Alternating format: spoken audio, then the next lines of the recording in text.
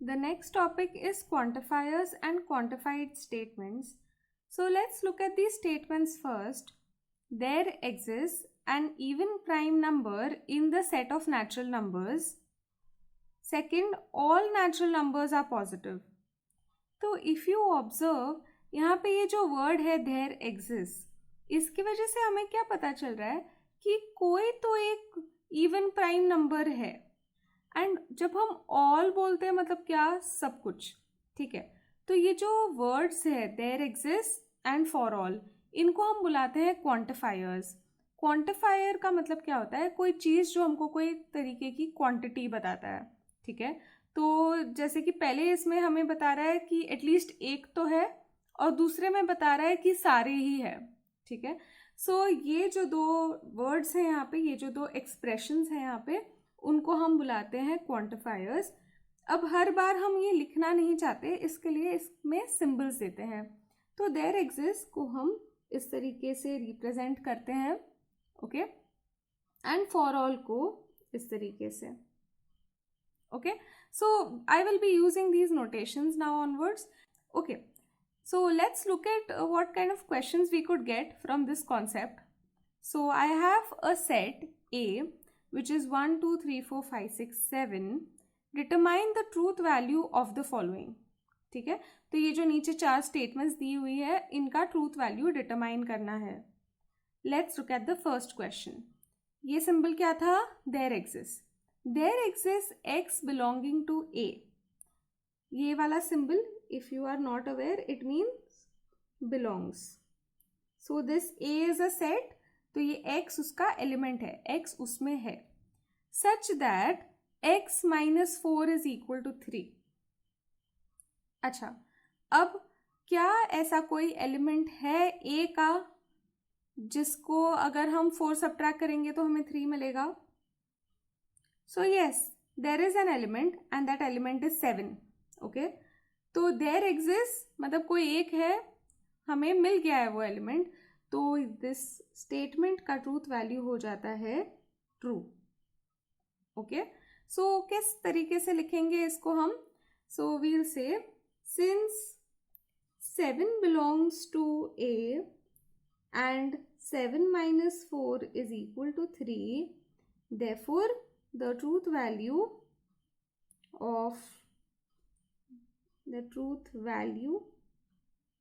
of the above statement is true.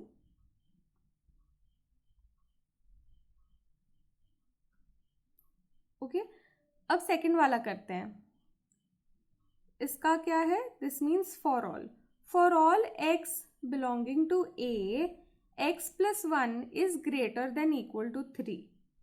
मतलब क्या है, सारे जो x है a में, उनको अगर +1 करेंगे तो वो 3 से बड़ा होगा. Okay, let's start. 1 + 1 ये 2 होता है, which is not greater then 3. तो पहले ही वैल्यू के लिए ये हमें सेटिस्फाई नहीं हो रहा है. Okay, 2 + 1 is greater than equal to 3, 3 + 1 is greater than equal to 3. तो सारे नंबर्स 2 3 4 5 6 7 के लिए ये सेटिस्फाई होता है, लेकिन 1 के लिए सेटिस्फाई नहीं होता है. यहाँ पे हमें क्या सिंबल दिया है, फॉर ऑल मतलब सबके लिए. ठीक है, तो इसका ट्रूथ वैल्यू हो जाता है फॉल्स. क्यों? क्योंकि 1 + 1 is not greater than equal to 3. तो यहाँ पे you can write since 1 + 1 is you can say lesser than 3. So let's look at the third question now. For all x belonging to A, 8 minus x is lesser than equal to 7. So let's start with the values. So if I take x is equal to 1, तो 8 minus 1 क्या होगा, 7, which is lesser than equal to 7, क्योंकि ये equal to sign आ गया. Next, if I take 2, 8 minus 2 is 6, which is lesser than equal to 7. 3 भी लेंगे तो भी होगा. इस तरीके से अगर 7 भी लेंगे तो भी होगा. तो ये जो स्टेटमेंट है वो हर एक एलिमेंट के लिए ट्रू है, and that is what we have to prove, right, कि for all x belonging to A. तो if this condition is satisfied for all the values, then only it is true. यहाँ पे जैसे हमने देखा एक के लिए भी ट्रू नहीं है, then the entire statement becomes false. Let's look at the last one. There exist x belonging to a such that x plus 8 is 16. तो you have to ask yourself the question, क्या a में कोई ऐसा x है जिसको अगर हम add करते हैं 8 से तो वो 16 देगा? नो, x का वैल्यू 8 होना चाहिए, राइट? और हमारे सेट में कहीं पे भी 8 नहीं है, तो इसका ट्रूथ वैल्यू है फॉल्स. ओके, तो ये जो स्टेटमेंट्स है वो खुद से भी लिख सकते हैं. सो यहाँ पे लिख सकते हैं कि 8 minus x is lesser than 7 is true for all the x belonging to a, therefore the statement is true. Here we can write कि there does not exist any element of a such that x plus 8 is 16, therefore it is false. Okay, if you have any confusion you can also refer to the textbook, or I feel you can write in your own words also, should not be an issue. So the next concept is of a dual. Now we have a statement, उसमें अगर हमारे पास and होता है तो उसके dual में or हो जाता है. Okay, if I have or then it becomes an and. If it is a t stands for tautology. Okay, अगर कोई tautology है, कोई true है, तो फिर यहाँ पे dual में it becomes c, that is contradiction, and जब c होता है तब it becomes tautology. Okay, see, it is very very simple. You just have to make these particular changes and you will get the dual of the statement. Okay, let's do some examples and you will realize कि ये कितना easy है. So write the duals of each of the following. First question, P and Q or R. तो the dual of the statement is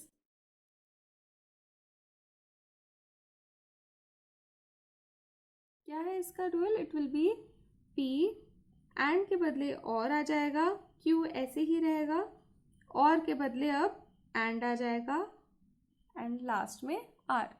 That's it. इतना ही करना है. Okay, let's do the second one now. So यहाँ पे T है, उसको हम बदल देंगे C में, यहाँ पे और है उसको and में, P ऐसे ही और को and में Q. Next question, P as it is and becomes or, negation remains negation. There is no rule I have given about negation. It remains the same. Or becomes and, P or Q, this or becomes and, negation R. Okay, now next one, here this becomes P and Q or C. Okay, tautology becomes contradiction. Now next, in the fifth one, this is P and Q and R is equivalent to P and Q and R. Okay, now next, the sixth one, this becomes P or Q or R. And the last one, this becomes P or C and T or not Q. Okay, this is very easy, right? Okay, let's do the next concept. So now we have to find the negations of compound statements. Okay, so first thing we will find the negation of a conjunction statement. So if I have P and Q and I want to find the negation of P and Q, then I have to do not P. मतलब ये not को पहले इधर लगा दो और not को Q पे भी लगा दो, और फिर ये जो and है उसको और में बदल दो. ओके, सो फाइनली क्या हो जाता है, not P और not Q. फाइन, तो ये सिमिलर है डी मॉर्गन्स लॉ से. If you remember in set theory, हमारे पास जब भी A एंड B का इंटरसेक्शन B का हमारे पास कॉम्प्लीमेंट होता था, तो हम करते थे A कॉम्प्लीमेंट और B कॉम्प्लीमेंट. ये लॉजिक वाला वर्जन है. ओके, अब एक एग्जाम्पल लेते हैं. Find the negation of 6 is even and perfect number. ठीक है, यहाँ पे P स्टेटमेंट क्या है, 6 is even. Q statement is 6 is a perfect number. Okay, so इसका हमें नेगेशन लेना है, तो what will it be, 6 is not even और 6 is not a perfect number.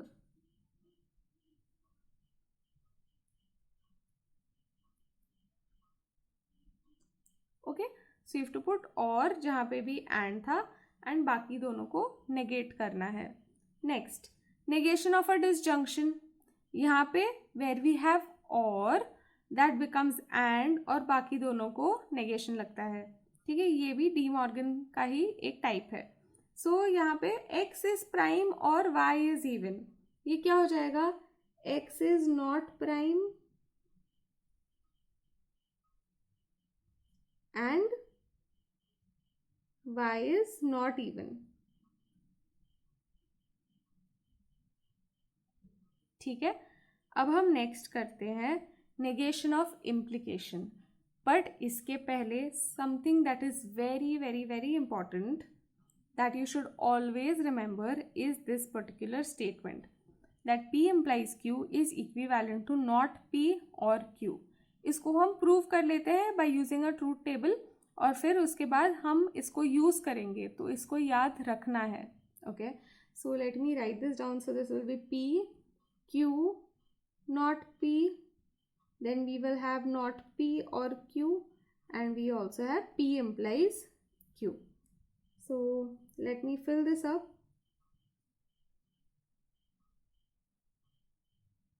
Now not P is false false true true.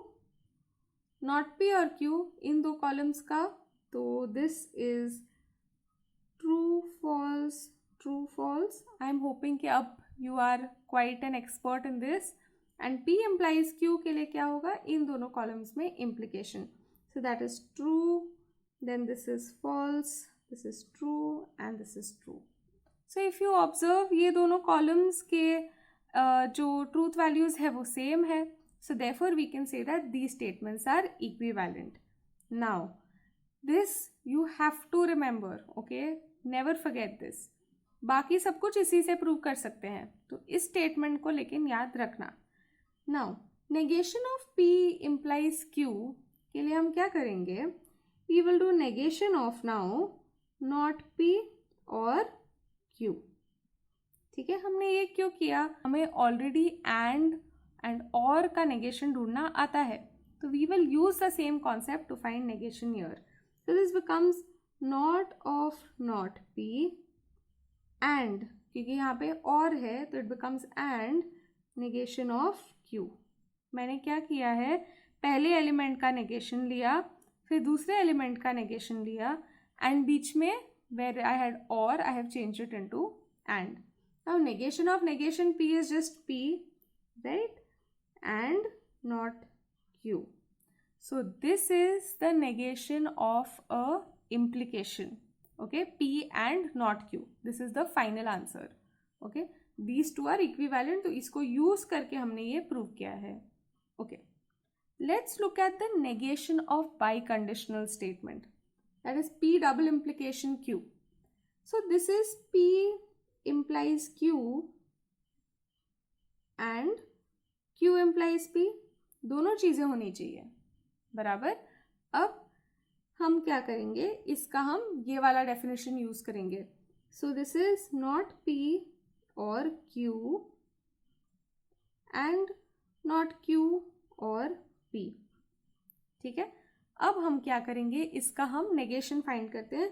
So negation of P double implication with Q is equivalent to negation of this whole thing.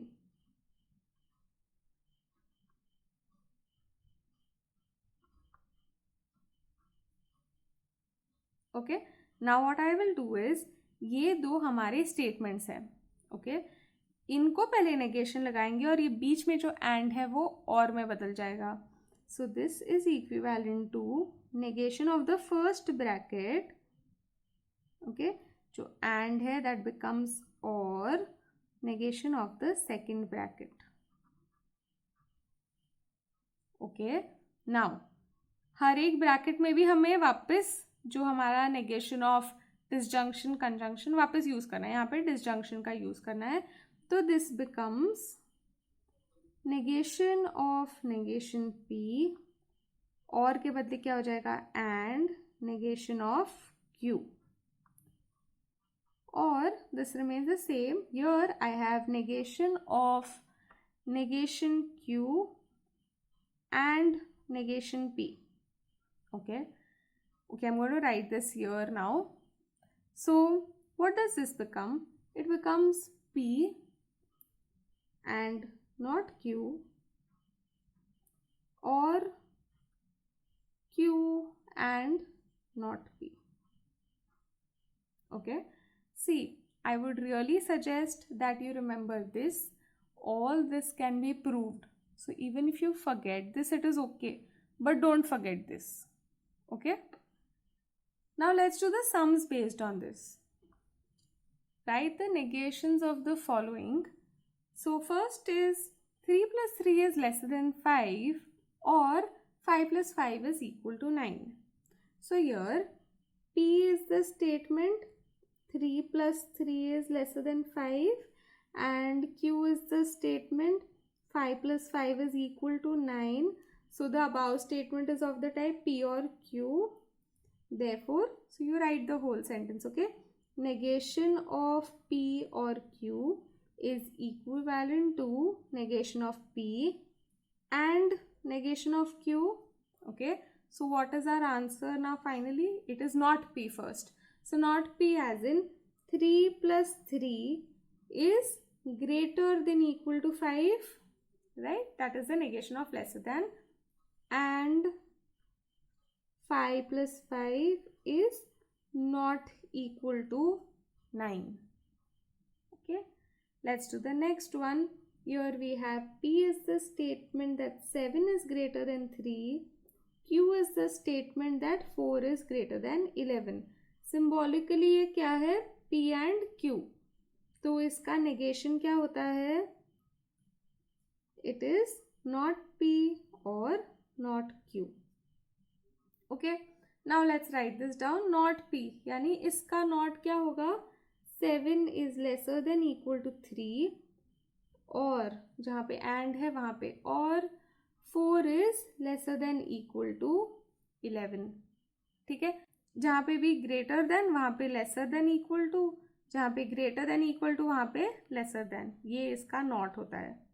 ठीक है, और vice versa. फिर now next, the number is neither odd nor perfect square.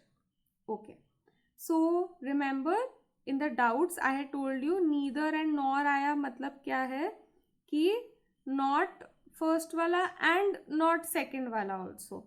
सो यहाँ पे P is the statement that the number is odd.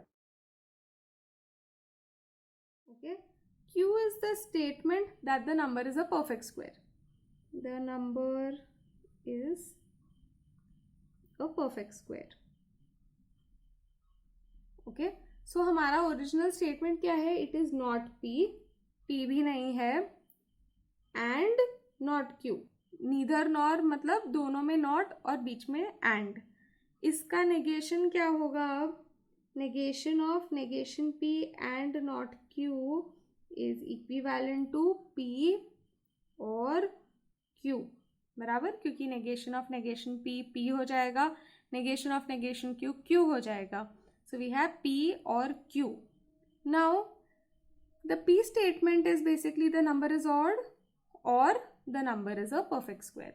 So that is our final answer. The number is odd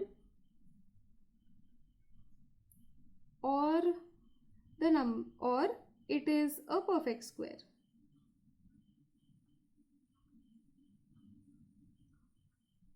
Okay, let's do the next question. The number is an even number if and only if it is divisible by 2. What is the statement P? The number is an even number. The statement Q is it is divisible by 2. जो हमारा statement है वो कैसे type का है, P double implication Q. अब इसके बाद हमें इसका नेगेशन ढूंढना है. रिमेंबर इसके नेगेशन का फॉर्मूला काफ़ी कॉम्प्लिकेटेड था. इसका नेगेशन क्या होता है, negation of P double implication Q is equivalent to P and not Q और Q एंड नॉट P. ठीक है, तो अब इसको स्टेप बाय स्टेप लिखना होगा. सो P क्या है, the number is an even number and it is not divisible by 2. That is the first bracket. और the number is divisible by 2 and it is not an even number. ये जो पूरा मैंने statement बोला ये है इस स्टेटमेंट का negation. So let me right it down.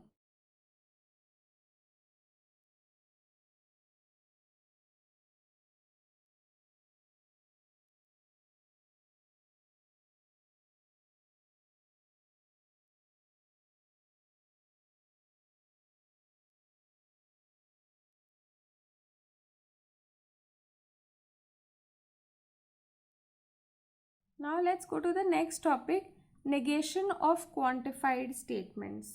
जब भी हमारे पास कोई quantified statement है, यानी जिसमें हमारे पास there exists या फिर for all, sum लिखा हुआ कुछ है, all लिखा हुआ है, तो उसका हम negation कैसे ढूंढते हैं. जब भी हमारे पास there exists है तो उसके बदले हम लिख देते हैं for all उसके negation में, और जो statement P है उसका कर देते हैं हम negation, तो वो हो जाता है not P. उसके बाद जब हमारे पास फॉर ऑल होता है तो हम लिखते हैं देयर एग्जिस्ट एंड उसके बाद we write again the statement जो बाद में है उसका नॉट. जहाँ पे भी वर्ड सम आता है उसको हम ऑल बदल देते हैं, उसके बाद जो भी है उसका नेगेशन कर देते हैं.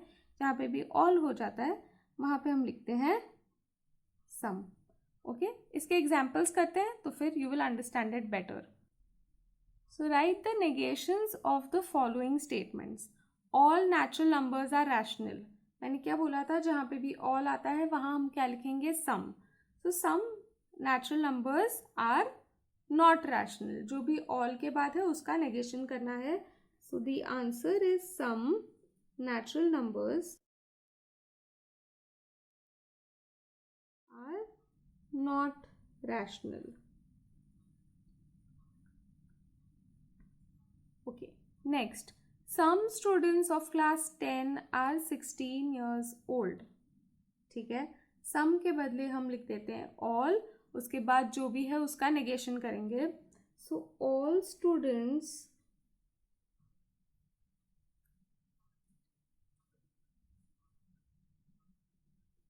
of class 10 are not 16 years old.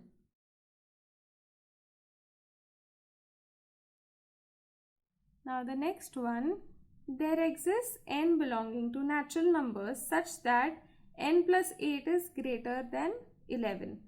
So there exists के बदले हो जाता है for all n belonging to natural numbers. जब हम for all लिखते हैं तब हमारे पास there exists नहीं होते, कॉमा लगा देते हैं.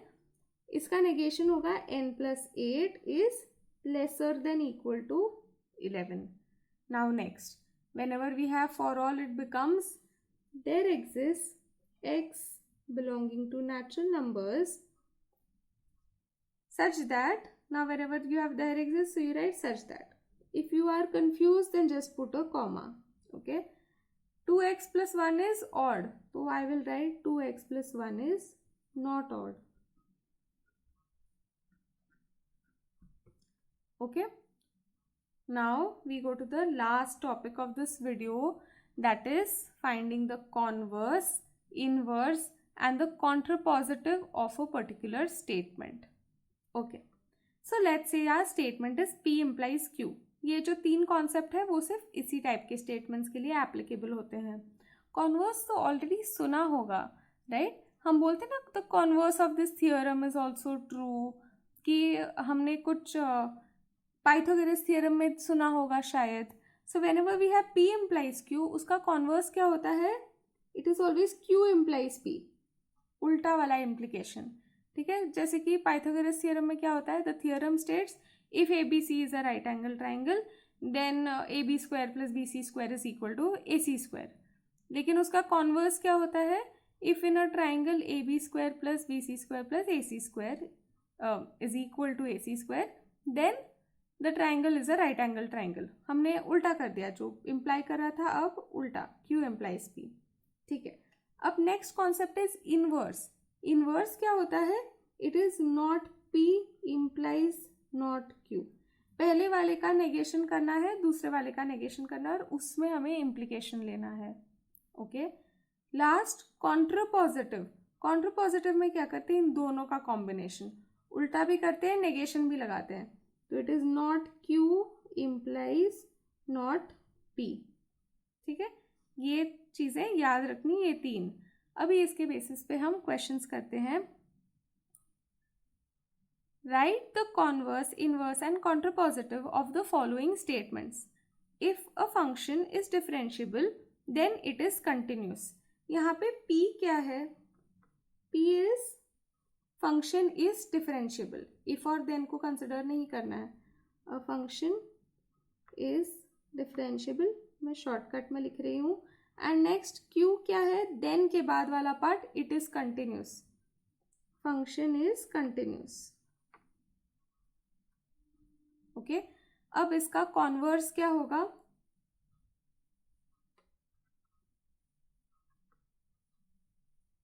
converse is Q implies P.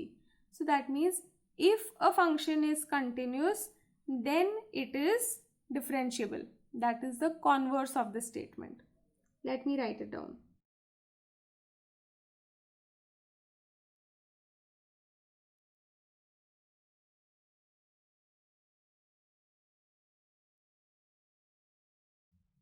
Okay, so the inverse of this statement is, so if you remember, P was that a function is differentiable, Q kya tha, a function is continuous.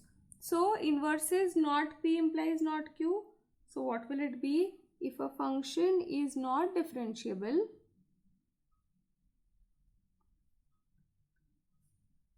it is not continuous.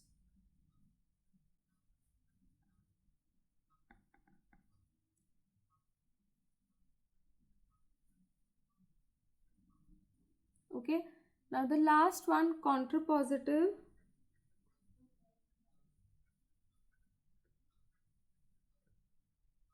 Contrapositive में क्या होता है, it is not Q implies not P. तो Q क्या था, it is continuous और P है कि it is differentiable. तो if a function is not continuous,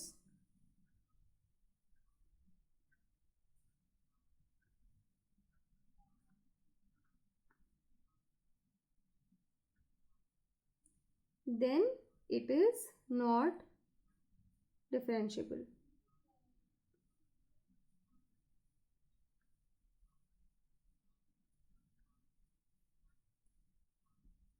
Okay, let's do one more example. So if it rains, then the match will be cancelled. So P क्या है, it rains.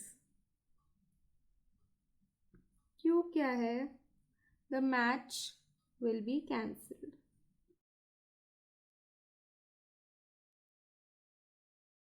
Okay, the first one we have to find the converse. Converse में क्या होता है, it is Q implies P.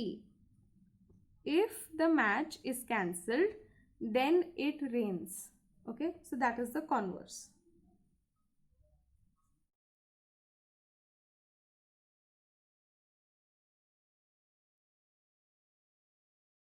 Next हमें inverse ढूंढना है. So inverse is not P implies not Q. Okay, so if it does not rain, then the match will not be cancelled. Be very careful about the tense, उसको change मत करना, ठीक है. So if it does not rain, तो not भी हो गया, then the match will not be cancelled.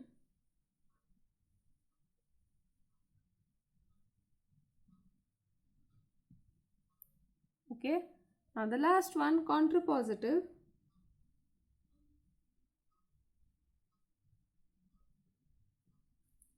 Not Q implies not P. So if the match is not cancelled, then it does not rain.